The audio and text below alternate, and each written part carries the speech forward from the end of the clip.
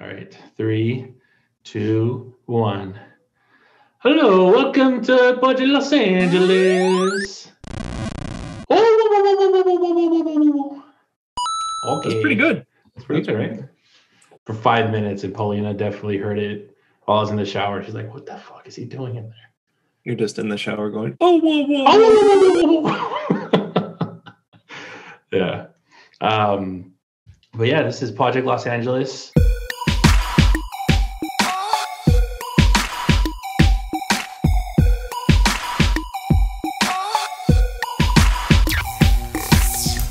Hello, Mike. Thanks for coming on. Pleasure to be here. We're going to be doing an episode about the top revolutionary game series. I love that you're drinking straight whiskey out of a cup. I was hoping that you would, because I'm drinking out of a mason jar like a hillbilly, but I figured my only Wisconsin friend would do the same thing. So I'm glad you're doing it. There's no other way to drink it. Yeah. And I was this close to like thinking about getting ice in a cooler and if I should get mixers. And I was like, Mike wouldn't do that. No. He would slap me silly and say, just drink it straight, you hillbilly. Pretty much said that to me every time you see each other anyways. But well, let's start with how we know each other and how we met each other. So we've known each other since 2015. I think that's when I transferred to our job that we worked together. So 2015, we know each other. So that's 6 years now. But yeah, we've known each other. We worked together. And I was thinking about this as we were preparing for this. I don't know how much about video games we ever actually talked about at work, because I realized I didn't have. It never comes up at work. I think it did maybe later on, but early on, probably not so much, huh? And you know what I was thinking too? I think I know why, at least for myself. I really didn't have a game console when I moved over here, which is another reason why I think we ended up getting along and kind of like became friends early on, because we were both not LA natives, that we both came from other places. And yeah, I mean, that's how, I don't know when we first like really started hanging out. I'm pretty sure it was one day we went to lunch and I was drinking a gigantic beer. It was when we were drinking full yards and enjoying them. They were wonderful lunch breaks. $7 nachos, enough to feed an army as well. Yeah, I made a fool of myself more than I care to admit.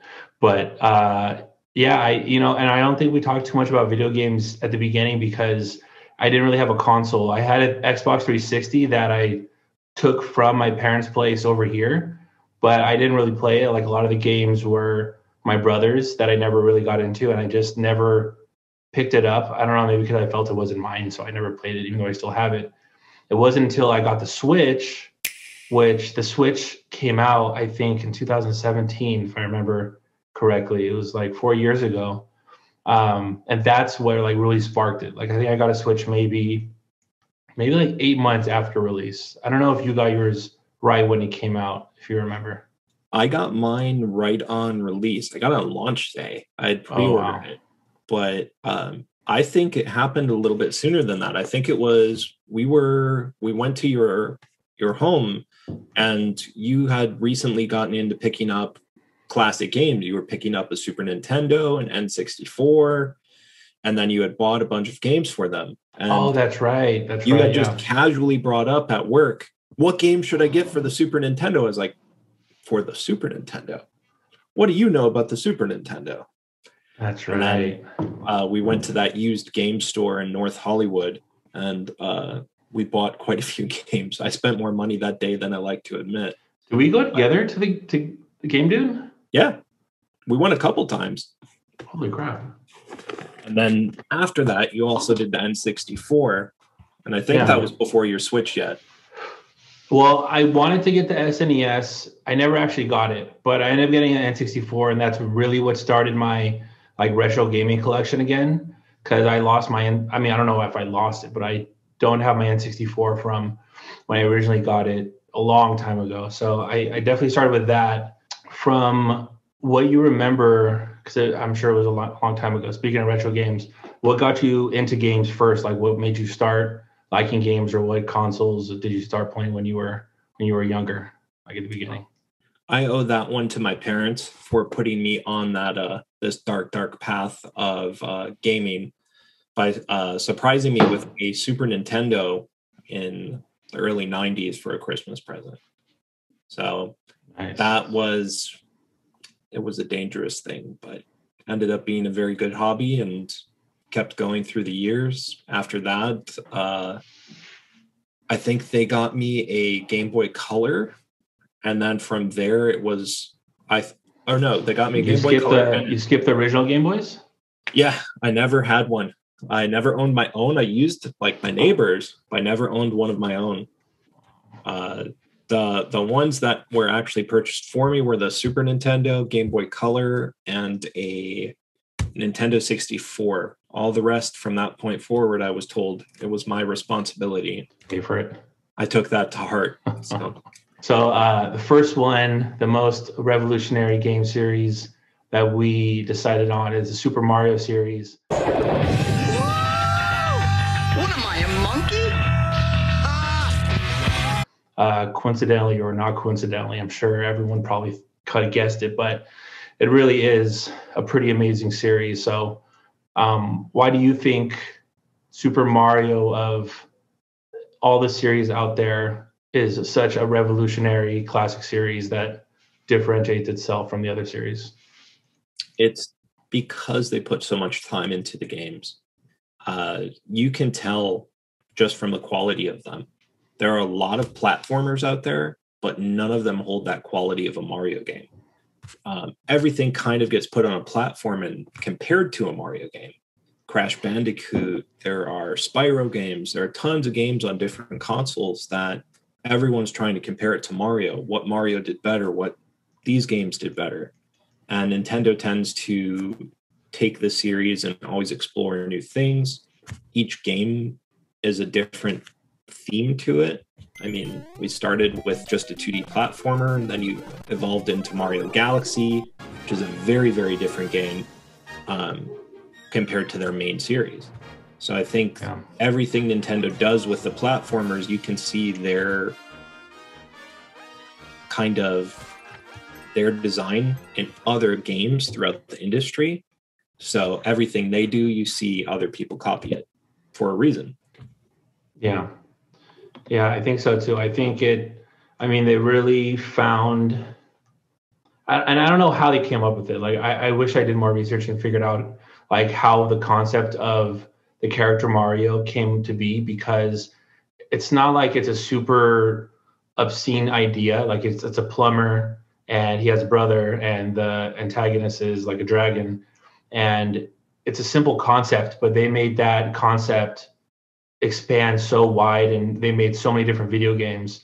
I looked it up, and Super Mario series, where he's in, or he's featured, or he is the main person, there's 200 games that ever existed. So it's a huge amount of different games, and it really became like the staple for Nintendo.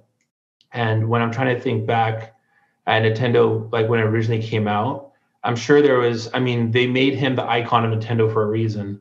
I don't know if when Nintendo, because it's before our time, if when Nintendo came out, it was presenting itself as like a Nintendo series, but it wasn't so much focusing on Mario. I wonder when Mario came in to the picture. Like, I wonder if it was at the same time or not. I know the original NES, it didn't, like, Mario was not their pitch for the console, but Mario definitely picked up into being that probably early on in the Super Nintendo years. Just because they started having Mario expand into crazy amounts of content outside of games, or even with games that just do not make sense. There's a game called Mario is Missing, which is an educational, very weird game for the Super Nintendo that I happen to have a copy of, that is just, it does not make sense as to what is happening, but it's basically Luigi traveling through the real world, going to different countries and learning about real facts of the world. It's a very, very weird game, but it's pitched as a Mario game. So at that point, that was the Super Nintendo really putting Mario on everything. Yeah, I mean it is kind of crazy that you could just get like you just figure out a game like you could put out like an SNES version of Jenga and you just put out Mario in front of it, Mario Jenga, Yep. and it would sell. Like I would probably even buy it. It's wild how popular he got, how fast he got popular, or the series got popular. And I mean, again, it's when we were so young, like a side scroller video game like that, it seems so simple, but because now we see so many that are like that, and they're trying to copy it, and it just stuck. And then they kept on. I think what you were saying is true. I think what they did was they got a character and an icon that worked, that was a good general, like it could fit any criteria, it could fit any game really. You just stamp it on there. And then they started expanding, because if they never went past a side scroller, they probably would have killed the Mario series. But what they did was they would make Mario Paint and Mario Tetris and Dr. Mario and Luigi's Mansion and now like the Bowser's Fury. Like they just keep on going, and they're really like touching on every little point and making different versions of it and keeping it interesting. And I think that's how they are really keeping the series alive, that they're touching on every aspect of that Mario world, which is part of probably why it's so successful too. Second game that we chose the series is Pokemon.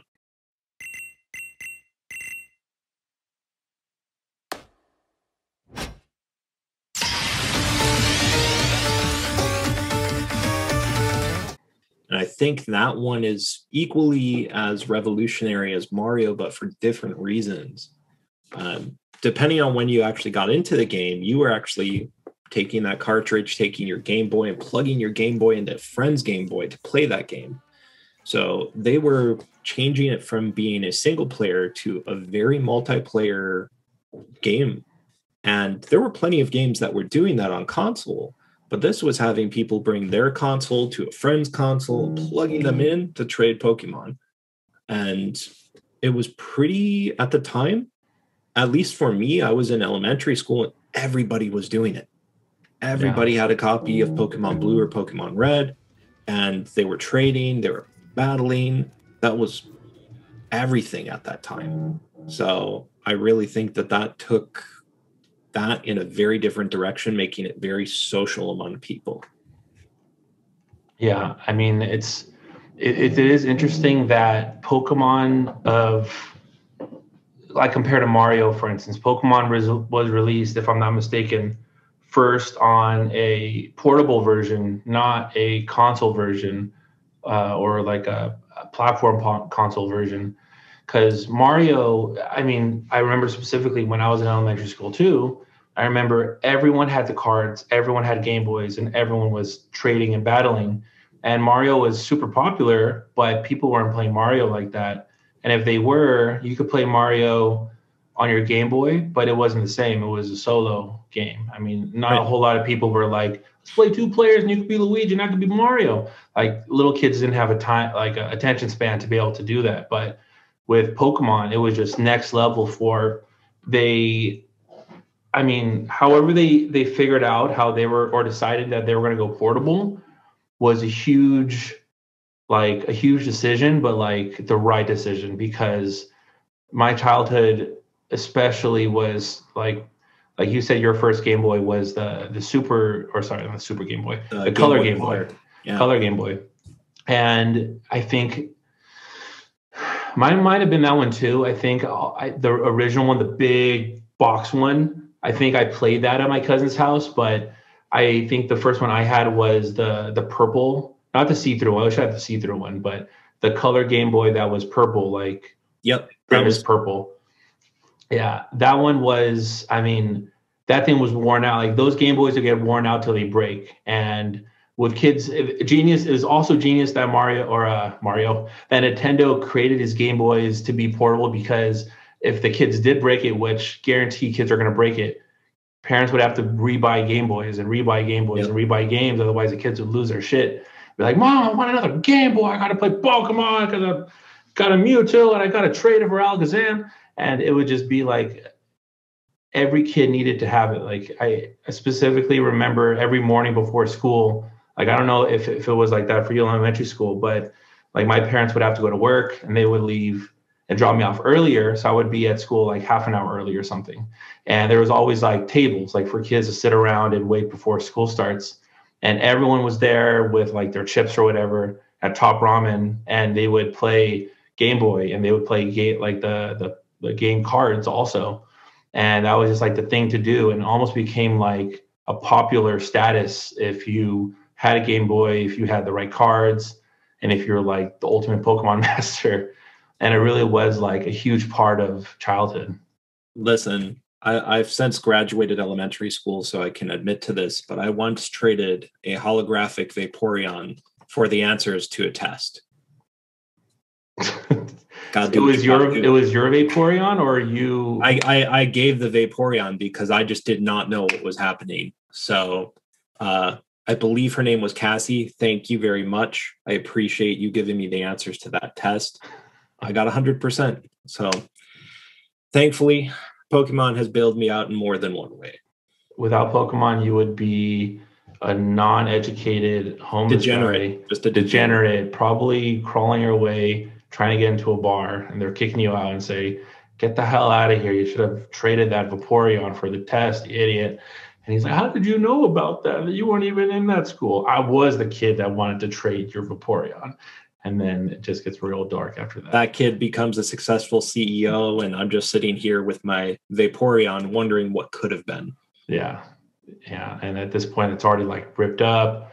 It's like all faded. It doesn't even look like a Vaporeon. You probably lost the card. You probably have like a drawn out Vaporeon on like... When you open my wallet, there's no money. It's just that card is in there. Yeah. And I just pull it out and I hand it like, do you accept this? And that's the very dark version of Pizza Steve that we don't talk about. There was, I'm not proud of it, and I think I didn't make a profit on it, so Pokemon Nintendo can't get too mad at me, or Game Freak can't get too mad at me.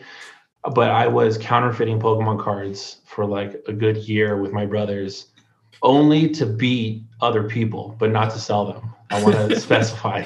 We would get these Pokemon magazines, and those idiots on the last like 10 pages, they would put like, these are the most popular Pokemon. And they would show like Charizard, Blastoise, whatever. And it would look like a Pokemon card, but it was the actual size of a Pokemon card. So I was like, why don't I cut that out and put it on a Pokemon card and then use that to battle everyone and win their cards over? So I would get like energy cards, like a fighting energy card that you get plenty of and you want to throw them away. I'll paste the Charizard on there, and I would put it on a stool, and I would stack like 10 encyclopedias on it. And then I would sit on it for like hours. And then I would have my brother sit on it because our asses would get numb, and we would swish until it was perfectly flat with no glue bubbles, because we're using like the Elmer's glue. It is all a true story. I'm not making up these details this specific just to make it a good story. We would counterfeit these cards, and then we would play our cousins and play people at school.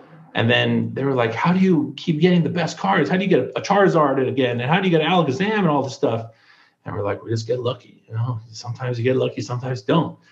And eventually one of our cousins caught us, because I think we did, you know, any kid, once you start tampering with being God, you end up getting greedy. So we would play a Pokemon match, and then they're like, all right, I'm going to play my Nidoking with my fighting energy card. Your turn, Adrian. And I would be like, 5 Charizards. And they're like, wait a minute. Let me look at those Charizards. Right? Yeah, and they would look at it like, wait a minute. The jig was up. After that, I was like, all right, boys, we got to wrap up shop. We got a good run. Yeah, we got to get out of town, change our names. I guess our run's over with the Pokemon counterfeiting industry.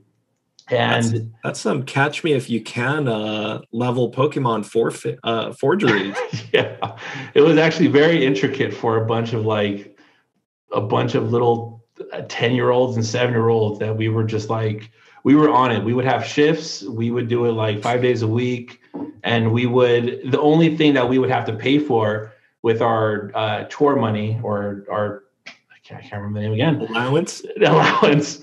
we would buy those magazines. So we would buy like a $5 magazine, and we would get it just specifically to go to the last pages and cut them out. So anyways, very good times with the Pokemon card series. And yeah, I mean, Pokemon in general, it's really evolved. Also, like Pokemon evolved into a huge difference, and they're smart because they keep on expanding on a similar concept, but they're doing it in ways where you get like originally a Pokemon Blue, which is the first one I got, and then you fast forward to like Pokemon Sword and Shield, and it's the same concept. It's just now it's open world, and now there's so many extra things you could do, and you could battle online, and they're just getting all the good things of the current time, which is like online battles and all that, and they're incorporating it with like the original concept, and